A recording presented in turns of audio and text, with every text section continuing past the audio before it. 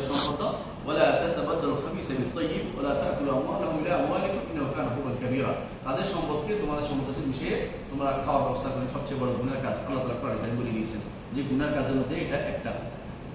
আর আল্লাহ তাআলা কোরআনে কারীমে বলেছেন, যদি দেখেন 9 নম্বর যে বৈশিষ্ট্য এতিমের সম্বন্ধে উল্লেখ করেছেন, যদি কেউ যুদ্ধ করে গনিমতের মাল বা সেখানে এতিমের সম্পদ আল্লাহ রেখে দিয়েছে, সেখানে এতিমের একটা সম্পদ রাখছে, ধরো 5 জনের মধ্যে এতিম একজন, আল্লাহ কোরআনে কারীমে বাইনি লিল্লাহি ওয়ালির রাসূলি ওয়ালিল কুরবা ওয়াল ইয়াতামা ওয়াল মাসাকিন ওয়াল নিসা, যেটা আল্লাহ তাআলা 5 গোষ্ঠীকে রাখছেন যারা সম্পদশালী হবে তাদেরকে সেখান থেকে দেওয়ার জন্য নির্দেশনা দিয়েছেন।